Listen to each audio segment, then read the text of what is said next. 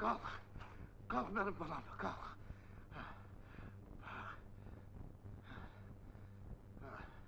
Böyle.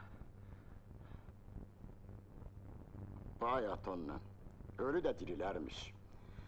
Belə həşəratların yaşaması bəs deyil. Hələ özləri kimisində törədirlər. Atalar yaxşı deyib. Ot kökü üstə bitər. Belə atadan belə də oğul olar. Adamların ürəyini bilmək olmazmış, yoldaş mayor. İnana bilmirəm. O yollar çox çətindir. Qayalıqdır. Hardasa azıblar. O yerləri bir də axtarmaq lazımdır.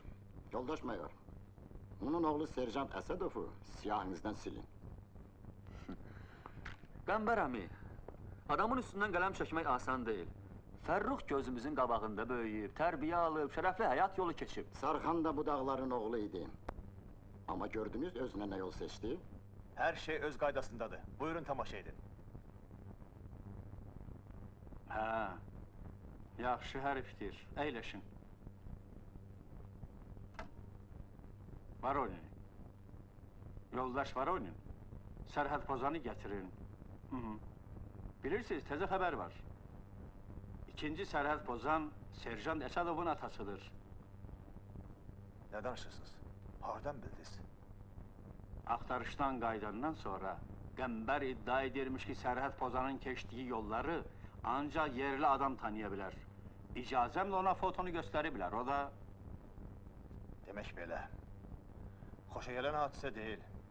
Göstəriş verdim ki, bir də axtarsınlar.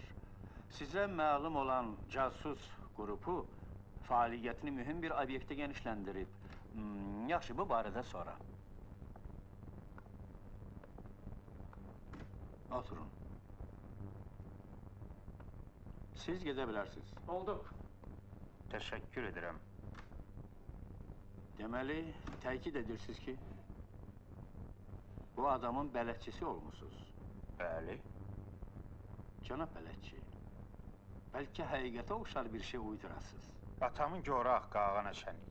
Mən heç bir şey uydurmuram. Burada anadan olan və bu yerləri beş barmağı kimi bilən adama siz yol göstərə bilməzsiniz. O sizə bələdçilik eləyib. Günahımı boynuma almağa qorxurdum. İkimiz də qaçaq mal üçün gəlmişdik. İnandırıcı deyil. Siz birlikdə qaçaq mal üçün gələ bilməzdiniz. Sərxan cəsarət edib onu tanıyan adamların yaşadığı yerlərdə görünə bilməzdi. O elə bilir ki, Sərxan qaçıb. Ona görə bizə nağıl danışır. Əyri oturaq, düz danışaq. Sərxan sizə bələdçilik eləyib.